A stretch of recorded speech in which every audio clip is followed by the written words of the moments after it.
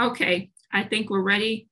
Good evening. My name is Kesha Rogers, and I want to welcome you to our LaRouche PAC Strategic Update. And I will be joined today. We have an extraordinary discussion by two speakers, which are Michael Steger and also by Tony Pappert. And what we are going to take up tonight is the question of one, the intervention, very important intervention and participation, should I say, that took place on this last week that many of you may have heard about if you are followers of the LaRouche PAC website, to the impact that we have had with our campaign to abolish the Federal Reserve and replace it with a third national bank. And this campaign met a very important fight for our national sovereignty and the question of how do we get out of the ongoing calamity and mess that we're seeing coming from the Biden collective and from those operations that want to see the United States continue to plummet into total chaos. And the way we do this is that we have to build our way out of this crisis. And this is what got across to a number of people this past week with the intervention and the discussions that were led by LaRouche PAC organizers and also delegates to the Texas Republican State Convention held here in Houston, Texas.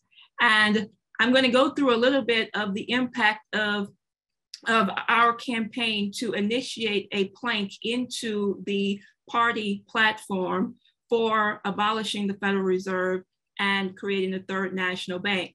First thing is that what people really got from this, and I think which was very extraordinary, is this question of how most people understood that the Federal Reserve has been a total disaster. It is a very completely unconstitutional body, and everyone knew that and knew that something had to replace it.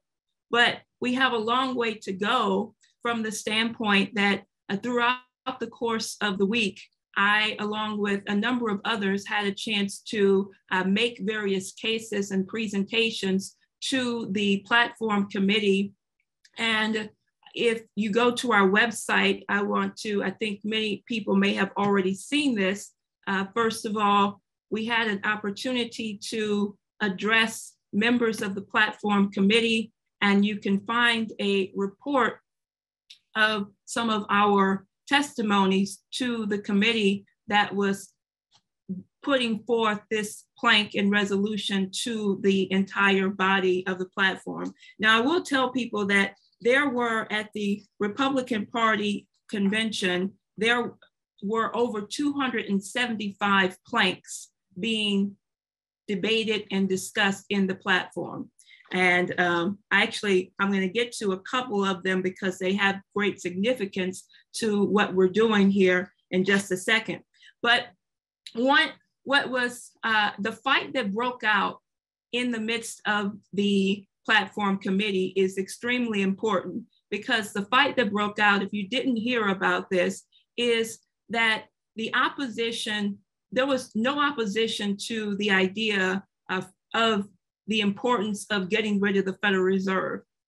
The question became the contention around a national bank.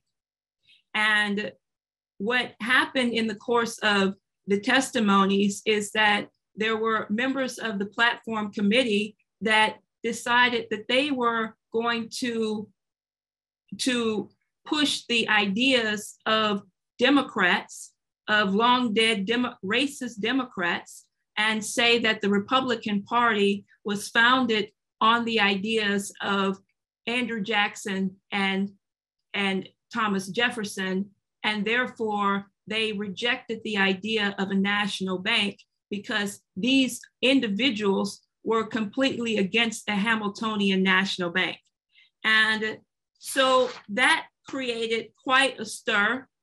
I will say that following that intervention or following that opposition, I put out a statement and a statement that we got out, several hundred of, to the delegates at the convention, indicating that, to my disbelief, the idea that you would have members of the Republican Party platform committee praising the very people that the Democrats have dinners for every single year, when the Republican Party is founded on the ideas of great leaders who were very much in line with the concepts and the ideas of the national bank, such as President Abraham Lincoln, but that the Republican Party would more so go along.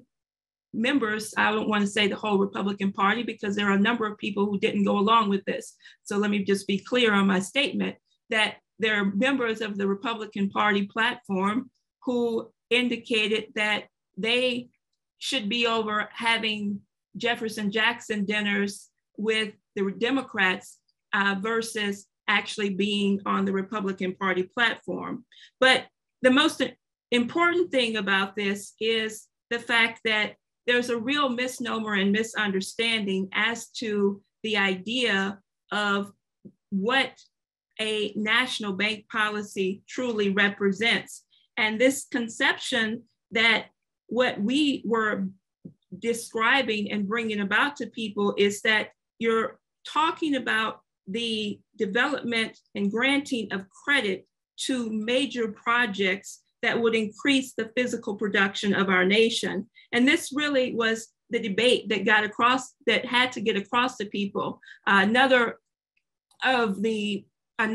idea or opposition that came up in the course of the entire week of debates that we were getting into was the question of the idea that the national bank is no different than the Federal Reserve, and that the idea behind it that's being pushed is people who just want to nationalize everything, which is completely insane, because the concept of a national bank really is to drive private enterprise and to drive production, to drive innovation.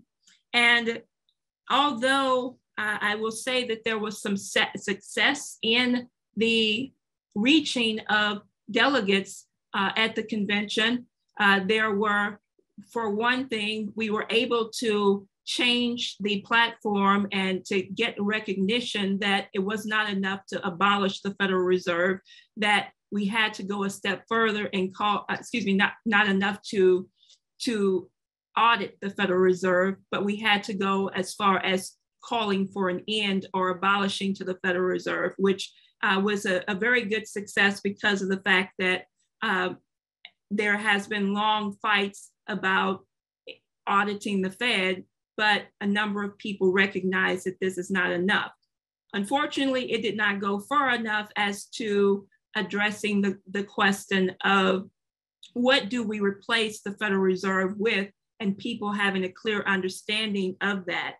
And so one thing I think is important, as I was saying earlier, I thought that I want to give people a little bit more of a bigger picture of the fight here, and why the fight is the idea of the takeover by the America First MAGA movement, which you really saw at this convention. And those who are the establishment old guard who wanted to try to maintain control. And this was important because at one point, people may have seen this in the news, the Texas Republican Convention has made some big headlines here. One of the things that happened is, first of all, there was a resolution, or should I say, there was a legislative priority and a plank put forth denouncing the 2020 election and calling it illegitimate, and basically saying that Biden was not the legitimate president, which was taken up very overwhelming support at the convention. Another thing is one of the leading Texas Republicans, two of them who have joined sides with the Democrats, such as John Cornyn, was completely booed and massively booed off the stage. And one of the things is that most of the audience or the delegates at the convention, John Cornyn paid massive money to have all of the lanyards that we were wearing as delegates. And as soon as most of the delegates walked into the room, they threw away the John Cornyn lanyards and they put those, and they found other lanyards. There was another group there that had boxes, trash boxes for people to throw their lanyards away and to take a different one from another organization, another group. Another person who was completely booed and ostracized was who we call Eye Patch McCain, as you heard from Tucker Carlson, Mr. Dan Crenshaw, who didn't get support at all. But I mean, this was showing that there is, one of the headlines in the paper today says Texas GOP goes full MAGA because of the fact of the opposition to these rhino Republicans. So that very important in terms of giving people a sense that there's a fight brewing, and we were right in the center of that fight. Now, lastly, before I turn it over to Michael, who's going to introduce Tony in a few moments and give us a little bit more of a picture as to, we're going to take this up more in detail on what people have to understand, not getting stuck into semantics and terminology, because the idea that we found at this convention is that people have been so trapped in the thinking, they're thinking about how banking systems work. And this idea that the national bank is going to give the government more power, going to take away our money, is completely contrary to the concept of a national bank, or some people might want to call it a national development bank, infrastructure bank. I'm not going to go into all that right now, but I'm saying that to give people more of a concept, and this is the fight that we're going to continue to wage. But the last thing I wanted to say is what I found interesting is that there were, as I said, there were a number of platforms, planks in the platform that really took up all kinds of development projects that were needed. And how, as you've heard many people on this call, if you haven't had a chance over the past few weeks to hear the Saturday discussions that have been led by Brian Lance and Bob Ingram on the question of what we put the credit of the national bank into large-scale infrastructure projects, such as into agriculture.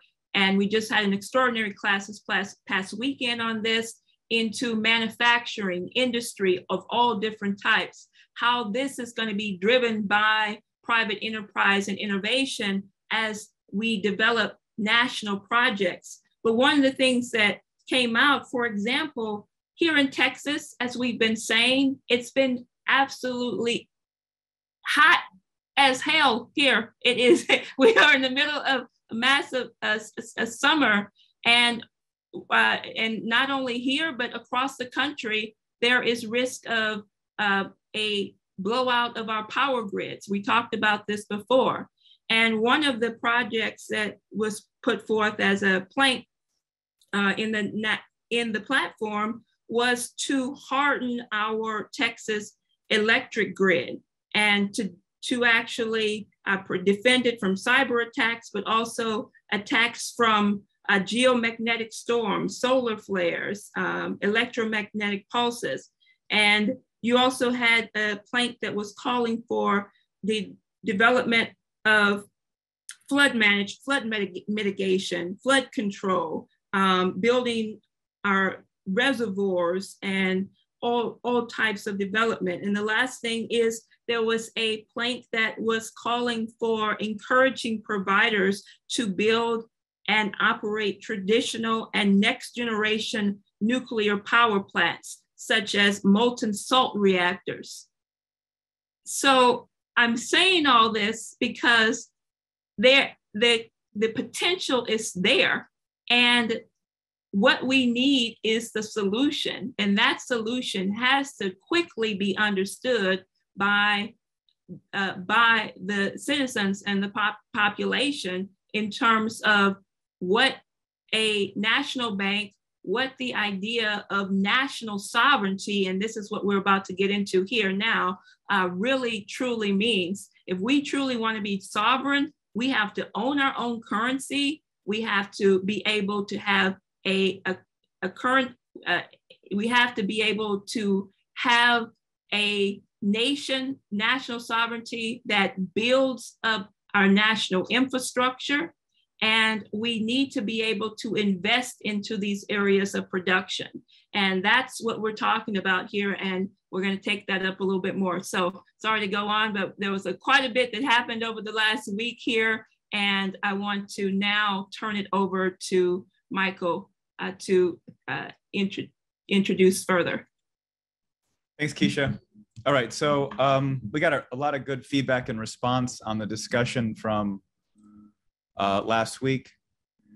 And so Kesha and I discussed it, and we thought it would be the best thing would be to have Tony Papert give a short presentation, or lengthy, whatever he seems best.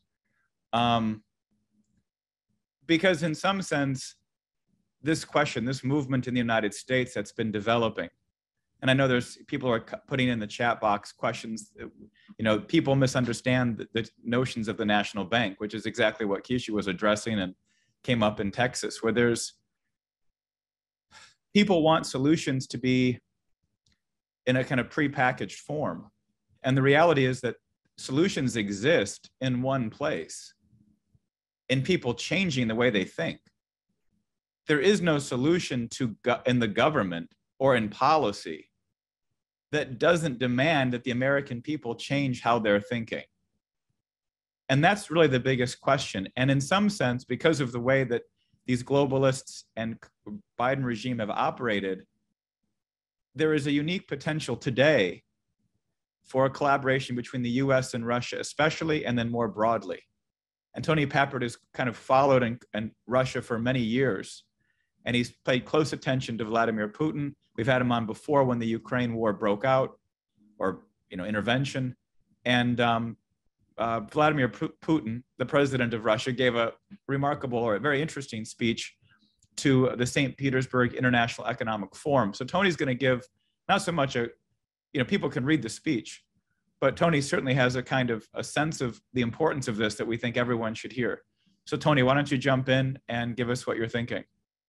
Yeah, so I'm going to talk to you about what Putin said in St. Petersburg, addressing the 4-hour plenary of the St. Petersburg International Economic Forum. Now, I'm not going to repeat what the media says about it. I'm not going to read aloud from his speech, except maybe 2 or 3 sentences.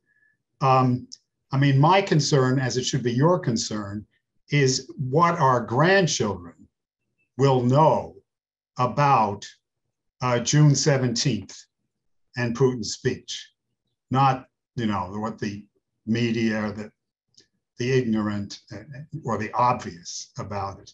And what is critical about it is that Putin, as I'll go through, Putin indicated his support for a league of sovereign nation states to defeat globalization.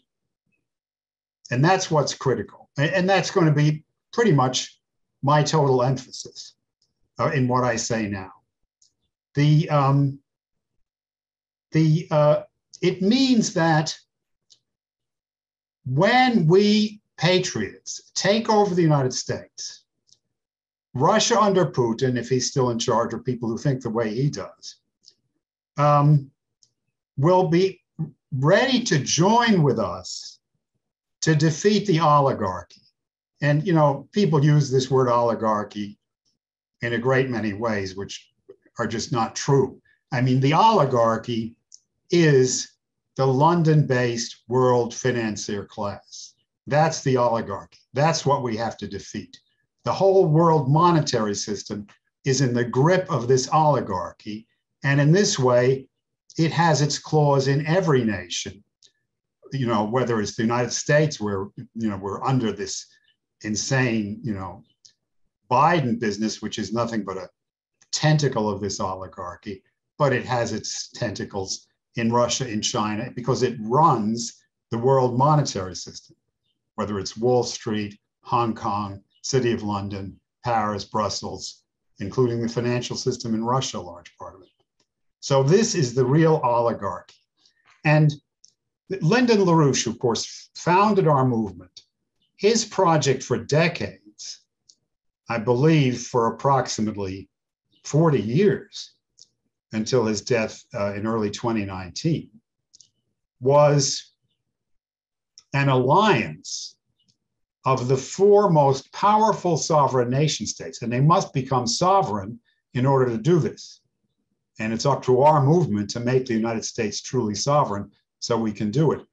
His 40-year project was for an alliance of the most powerful sovereign nation states, the United States, China, India, and Russia, to go in league with each other and to crush for once and for all this world oligarchy, the real oligarchy, the financial oligarchy, by each country, each of those countries, United States, China, India, Russia, each of them developing their own sovereign financial system. And that's what Kesha was talking about at the Houston Convention. Sovereign finances, sovereign financial system, not run by London through Wall Street. Each of those four countries developing their own sovereign financial system and getting together to institute a new fixed rate world credit system. As completely sovereign nations, totally perfectly sovereign, they nevertheless agree on this task of a new fixed rate world monetary system to extirpate the real oligarchy and allow physical growth of the world, which is now basically in collapse. It's not just the US. It's not just what you see at the gas pump. The world is stumbling into total physical collapse. And it's up to us to prevent it. And having taken over the United States with the MAGA movement, this is how we're going to prevent it. This is how we're going to prevent that collapse and substitute a period of vibrant, centuries of vibrant world growth. Now, I devote just a minute for those of you who want to read the speech, and you should. It's not, the Russian government hasn't fully translated it to English yet. So I dealt with an English translation and with Google translations of the Russian text. But the way Putin approaches this in the speech, and this I should make short work of, is that many people in Russia, including many Russian government officials, believe in a nonsense theory about the unipolar world, which is that one country, which is the United States, makes all the decisions in the world. They force them down everybody's throat, and this is called the unipolar system. And of course, this is what probably, you know, Biden believes, and maybe these idiots, you know, Sullivan and Blinken under him, for all I know, they may believe that. But this is just nonsense, because yes, of course, I mean, the US has declared all these wars for years around the world with no reason, wars based on lies. But who got us to do that? The British. Who got us into Vietnam? The British. The British. This is documented, that the British had basically a British commissar in Southeast Asia who ran Southeast Asia for them. He brought over a bunch of American officials for years, saying that all of Asia would fall to communism unless the United States engaged in the Vietnam War. The British got us into Vietnam. The British got us into the Iraq War I under George H.W. Bush in 1990 through 91. Margaret Thatcher, British Prime Minister, said I pumped spine into George H.W. Bush. I made him invade Iraq. And it's true. In effect, I was an eyewitness to that. I could describe that if it's relevant, but it's true. And who got us into Iraq too, under the idiot cokehead George W. Bush? It was Tony Blair with his dodgy dossier about supposed nuclear weapons in Iraq. And of course, who tried to overthrow Trump? Who led the coup against Trump? British intelligence. Not only Christopher Steele, but the coup began with a letter from British intelligence to the US, as we've documented, saying we're concerned about Russian influences on Trump, who then was not even yet the Republican candidate, but was declared for the Republican candidacy. The British launched that. So the unipolar world theory is nonsense. The United States is in all these forever wars and all these similar things which we've done to destroy our own country. The US is a gladiator down there in the amphitheater, waiting for the command from the Roman Emperor, i.e. the British Empire, who to fight, who lives, who dies. This American, unipower, it's all a complete deliberate illusion and a fraud. And Putin knows this also. So what he did in his speech was he devoted the first 1 or 2 paragraphs to this unipolar nonsense, and then went on in quite a different direction at the European Union dictatorship, the European Union bureaucracy. And he said, no country in Europe is sovereign. Decisions come down from unelected bureaucrats in Brussels, representing who? Representing the British Empire. And he criticized Europe, the lack of democracy, the meaninglessness of elections. And he said the European elite is going to have to be replaced because people's votes don't make any difference. Whatever they vote, they get the same thing decided from this Brussels bureaucracy. So that's how he, that's how, he approached the appropriate way of looking at the subject rather than this unipolar nonsense. Now, as I say, what he said, and here I think I'm going to quote him. He said about the economic blockade, under which, of course, the economic blockade has hurt the US and Europe, the countries that imposed it, and has not hurt Russia nearly as much.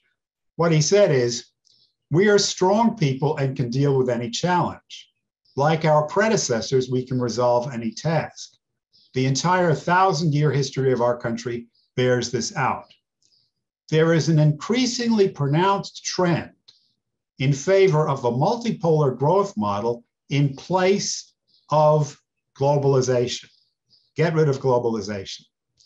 It is obvious that it is up to the strong nation states, those that do not follow a trajectory imposed by others, to set the rules governing the new world order.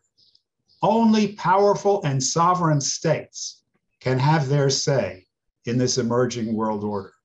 Otherwise, they are doomed to become or to remain colonies devoid of any rights, which unfortunately describes the United States right now under Biden idiocracy.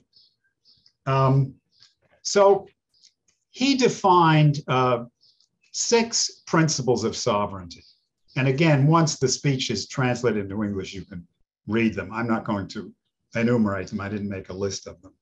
But one important aspect was, the most important really, which puts most of them together, is generally economic sovereignty, which is what Kesha was fighting for at that Texas convention. But that breaks down into various parts. One of them is technological sovereignty. And there, he cited the case of Marie and Pierre Curie, the famous French scientists. Marie Curie the first woman to get a Nobel Prize, which she got twice, the first woman to be a professor at the Sorbonne. Putin described how they went through indescribable suffering, illness, poverty, everything in behalf of the goal of the breakthrough, which they knew was there to be made and which they made. So that was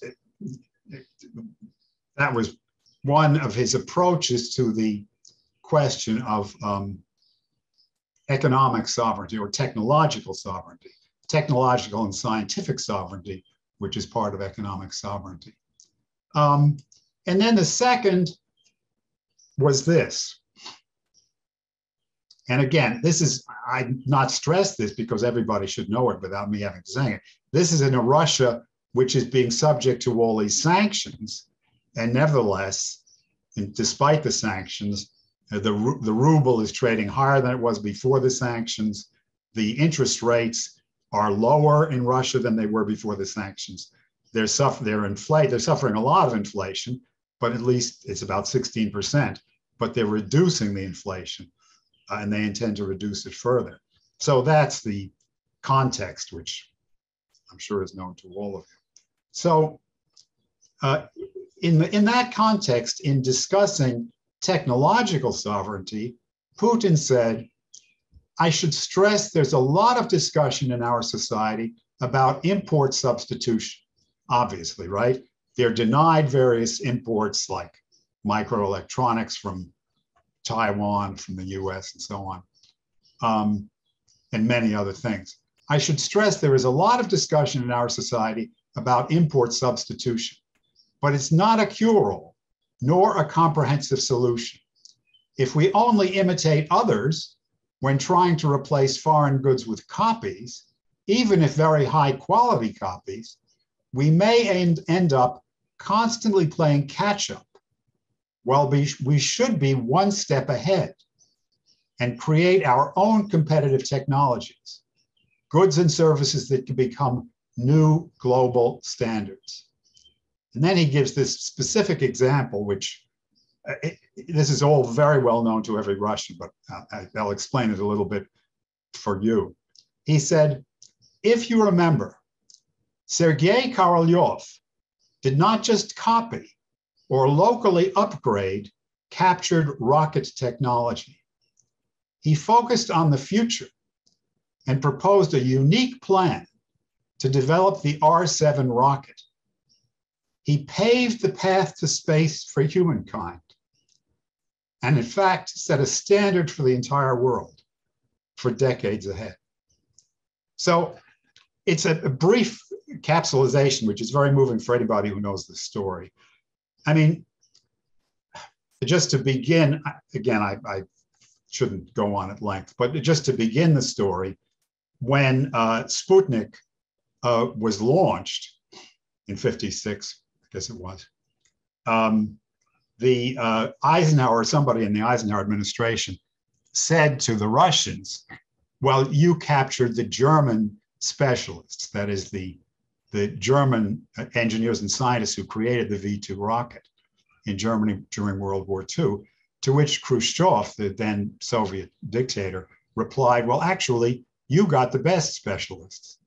And of course, the US did get the best specialists because the best German rocket specialists under von Braun got themselves together and figured out a way to propel themselves with a bunch of V-2 rockets and V-2 rocket parts, blueprints, everything else into the American lines rather than fall under Russian occupation. The rocket base Peenemünde was occupied by the Russians. But by the time they occupied it, the leading specialists had all left, and it was only much lower ranking people whom they captured, brought to Russia to work on rockets. So what the US did was just what Putin did here, as those of you who remember the space program know, the original space program. What the US did was, with von Braun and the other scientists, build V-2 rockets, use the parts, build V-2 rockets, test them, exhaustive tests, and gradually improve on the model of the V2. And really, I mean, you know, the V2, through a great, huge amount of progress, developed ultimately into the rocket that brought us to the moon. The Russians took a totally different path. They had this bunch of captured German scientists. They had blueprints, they had V2 parts, they had V2s. They did fire off the V2s and do test measurements and so on and so forth. But after doing that, they parked the German scientists on an island in the Volga River and gave them offices and some kind of lab and a bunch of assignments. But the Germans gradually realized that their assignments were going nowhere. They were designing things which were never built. Meanwhile, the Russians started afresh and developed something which they thought and was much better than the V2, which was the R7, which is the ancestor of the Sputnik, which what's now called the Sputnik rocket as a sort of a trade name, which is now bringing people up to the International Space Station still today, after all those years. So, you know, it's said in a few words because every Russian knows this. But of course, Russia opened the way to space. And we say, who got us to the moon? Kennedy's space program got us to the moon. Well, that's true. But if it were not for the Sputnik, would Kennedy's space program have gotten us to the moon? Certainly not. We may never have gone. But for that breakthrough, done under really extraordinary wartime conditions, you know, in a country which had just lost 26, 27 million people in World War II. So it was a tremendous effort, and, you know, it was a breakthrough for mankind. And Putin cites it as part of technological sovereignty. Now, the other aspect, and I mean, this is for, if there are any people still on the not still, but if there are any people on the phone, there may be, who still think that Russia is a communist country. I can tell you it's certainly not. Another of Putin's planks of economic sovereignty is creative entrepreneurial freedom.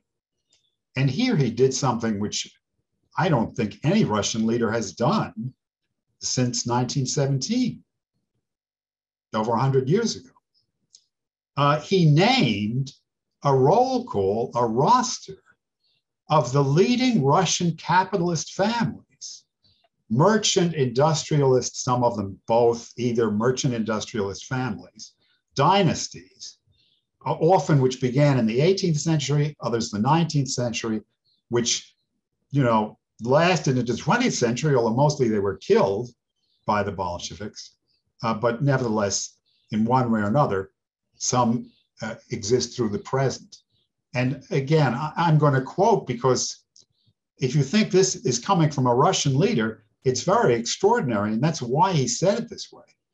He said, "Our country has huge potential, and there are more than enough tasks that need your contribution." He's talking to capitalists. "Invest here in the creation of new enterprises and jobs, in the development of the tourism infrastructure, support schools, universities, healthcare, and the social sphere, culture, and sport. I know that many of you are doing this. I know this, but I wanted to say it again." This is, now he names these families. Some of them you've probably heard of. This is how the Bakhrushin, I don't know where all the accents go, Morozov, Shchukin, Ryabushinsky, Akhchurin, Galeyev, Apanayev, Matsiev, Mamontov, Tretyakov, Arsenov, Dadashev, and Gadzhiev families understood their noble mission. This is like talking about the Ford family, especially if the Ford family had continued on something the level of Henry Ford. Says Putin, many Russian, Tatar, these are the nationalities in the Russian Federation, some of them. Many Russian, Tatar, Buryat, Chechen, Dagestani, Yakutian, Ossetian, Jewish, Armenian, and other merchant and entrepreneurial families did not deprive their heirs of their due share. And at the same time, they etched their names in the history of our country. I would like to note once again that it remains to be seen which is more important for the heirs, money and property, or their forefathers' good name and service to the country. The latter is something that cannot be squandered, or, pardon my language, wasted on drink. A good name is something that will always belong to your descendants, to future generations. It will always be part of their lives, going from one generation to another, helping them and making them stronger than the money or property they might inherit can make them. So this is just totally, I mean, how could he? It's just, he conceived in this way of a way of, demonstrating more than anything else could do the importance of the creativity of private business for the development of Russia. And that's the reason we're proposing a national bank for the United States, as all the articles of, as many of the articles on the website, Mike Carr's articles in particular, as they show. This is why we need a national bank, so that this form of, which they don't have in Russia actually, so that this form of entrepreneurial creativity can flourish in our country. So I'm just concluding now. I mean, so Putin, wants to ally with the United States as a sovereign country once this rotten elite is dispatched. And I can again quote him on that, and this is the last quote I'll give you, and I'm pretty much finished with what I'm going to say. He said later on in the discussion, and this is a translation from the Russian, because the Russians haven't yet translated this part. He said, the political elite in the United States looks down on everyone and often treats themselves with high self-esteem, as I've already said. But this does not exclude the fact that the United States is a great power. This is a country that has become a world leader in a little over 300 years. It deserves respect. This is, without any doubt, a country with a great future. I have no doubt about it. But the internal problems and mistakes of the ruling elites make themselves felt precisely because internal problems are growing. They are growing in the economy. We see this in inflation. They are growing in other areas of the economic sphere. So, I just would conclude by saying President Trump has said more than once that there has been no movement like ours ever in history. And that's true. And President Putin's speech of the 17th points the way in that our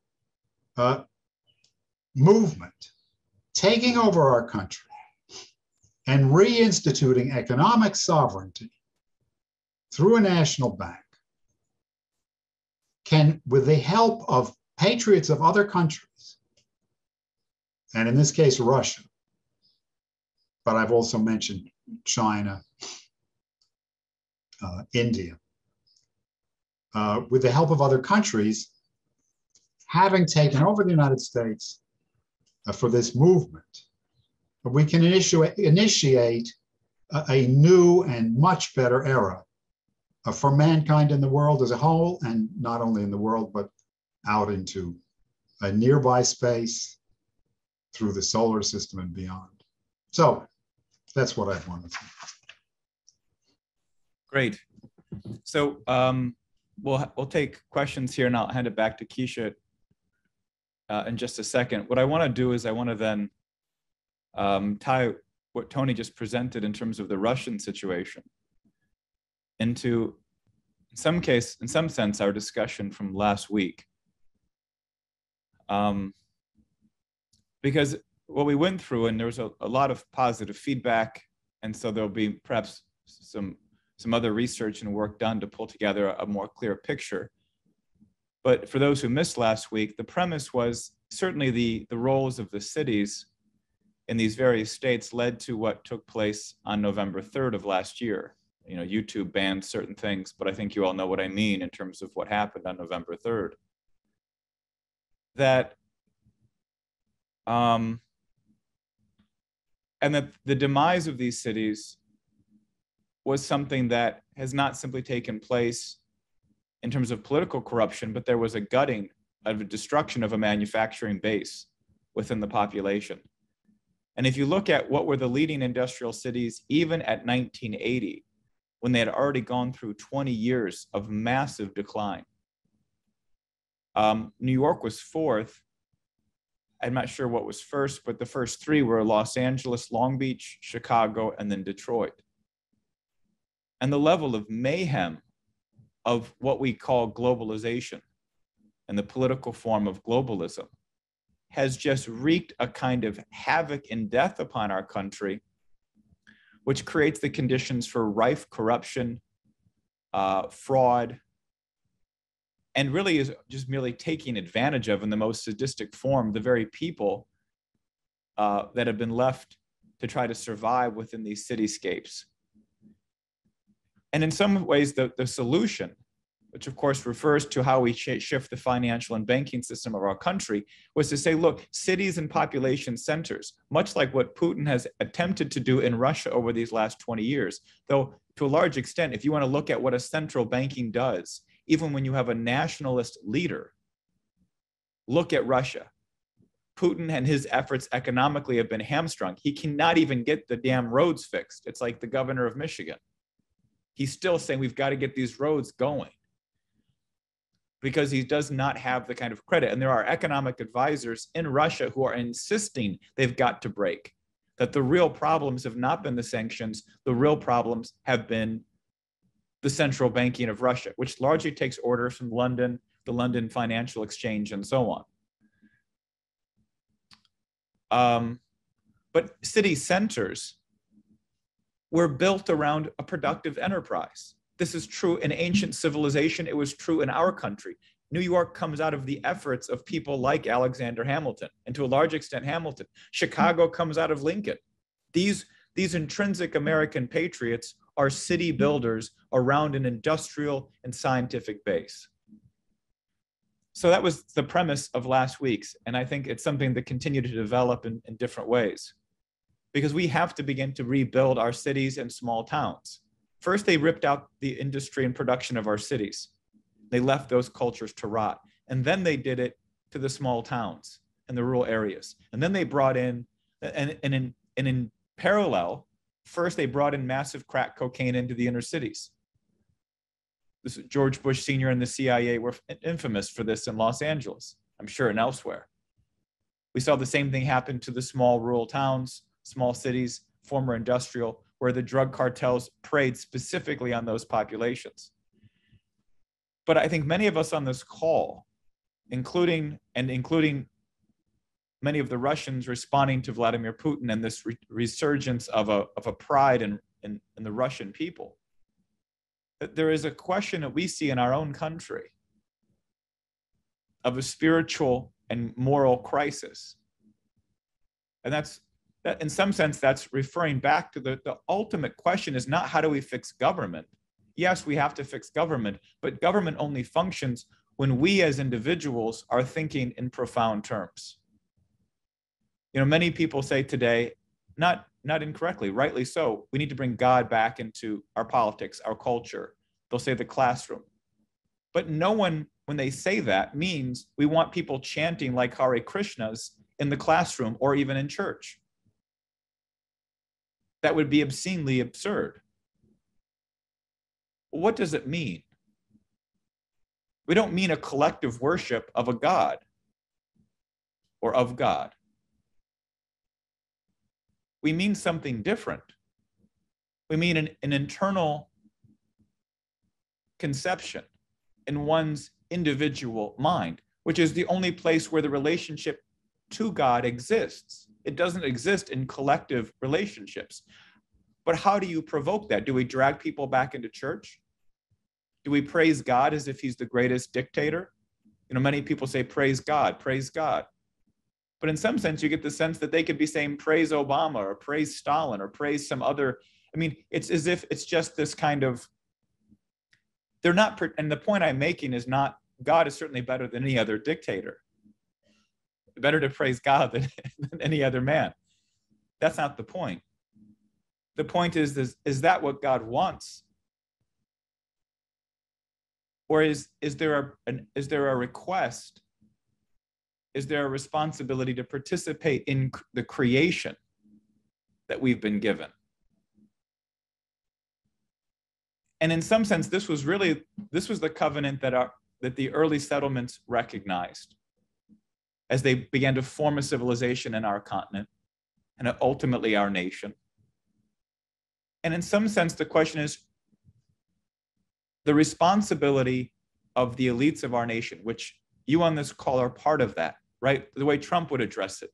You in this audience, you're the elites. You know more about how the world and universe functions than the people certainly at Harvard or Yale and in Washington understand.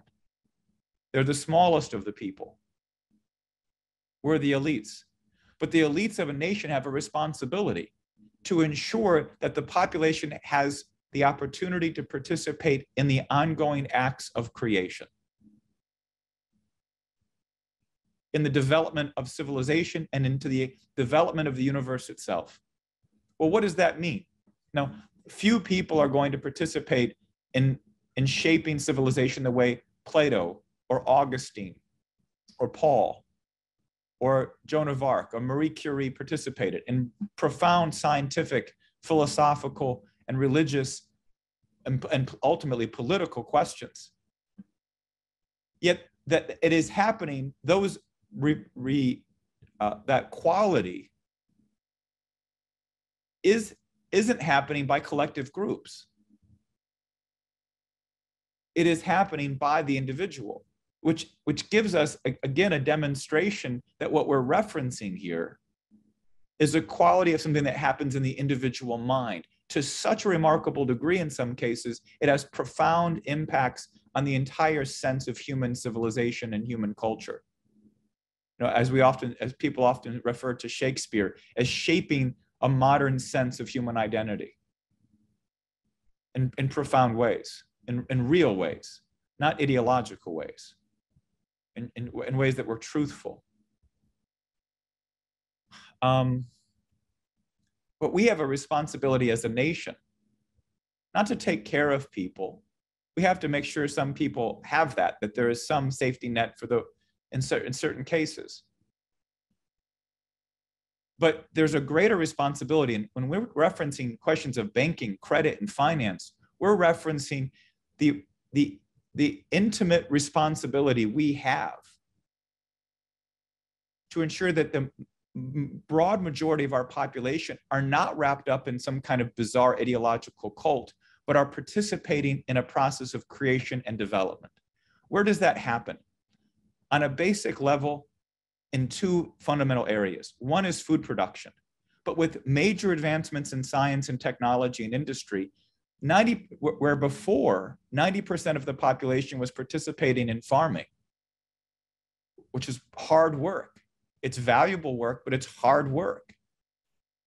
We've alleviated some of the strain of that. Lincoln was a major fan of getting out of the back-breaking work, because until he was something like 21, his father was working him in back-breaking work. We've been able to shift through science and technology and industry to where not only 10%, and perhaps even less really, are participating in food production or are required to. Now that should still be family farmed, but that's a policy question. But the other area where we're shaping a sense of daily participation in creation is in the process of a manufacturing and industrial development. Now, I'm not trying to glorify garment work or, what often termed into sweatshops in some cases. I mean, people could make the other argument, you're glorifying manufacturing and production. But there is a quality of participation and recognizing that what you're participating in is something which is going to advance and assist in the quality of our society going forward. That what you're building, whether it's a hydroelectric dam or a nuclear power plant, or small components for those pieces, or you're fixing the car on the engineers or operatives who are helping to build and develop this technology. And if you're a school teacher, you're then participating in preparing young children for that kind of accomplishment. And if you're a parent, when you're coming home from that quality of work, you're bringing a sense of participating in something that is significantly important for the future of your society. You're bringing that sense of identity into the home. And so that the children, and even grandchildren, are fostered and developed within that kind of quality of development. And it's in that sense of participating in something which is for future generations and it can be identified. It's demonstrable. It's not an ideological sense. We're changing all the bathroom names to X, Y, and Z, and somehow this is a benefit to people or something, which is, of course, is the most extreme and absurd case. But this question of what we're talking about in terms of manufacturing, industry, and development of our society is in some ways the very foundation for those higher conceptions of a creator and of the participation in creation at even more profound levels. Albert Einstein, who had a profoundly beautiful sense of the creator, his family was directly involved in the creation of some of the first electrical power plants in northern Italy, southern Germany. He grew up around an industrial family that wanted to provide electricity to homes and families. It instills within people, and it makes possible grand conceptions that are free from the ideologies and that are inspired by the creativity of the individual's own mind. And this is what we're looking to foster. This is the insistence we have on this kind of return.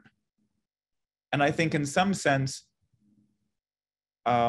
if we leave separate these deeper spiritual, cultural, and moral questions, and certainly moral from the standpoint of production is not separate by any means, but to look at it from an economic or broader economic vision of what we need to do in policy, but these are intimately tied. And I think in some sense, President Trump understands this. And I think a lot of the American people do, because it's deeply within the American kind of cultural matrix, the culture that's developed over 300 years, 400 years of developing a nation, this quality. And it's this which I think is so important that we revive. And so I wanted to add that because I think it's implicit in very much of what Putin is also developing and referencing in Russia. And I think it ties in the importance and relevance of the dialogue we can have with a resurgence of a nationalist presidency under Trump, but also a Congress and a Republican Party and a growing majority of the American people with nations like Russia, India, China, Mexico, Argentina, Brazil, other nations, Hungary, Italy, even France. France just had an election, and the second largest party in France is now Le Pen's party. There is a potential for these types of dialogues. And as we as Americans have to be prepared to participate. So I wanted to add that. Kesha, it looks like we've got some people jumping in, maybe more reports from Houston. So I'll hand it back to you and we can see where this goes tonight.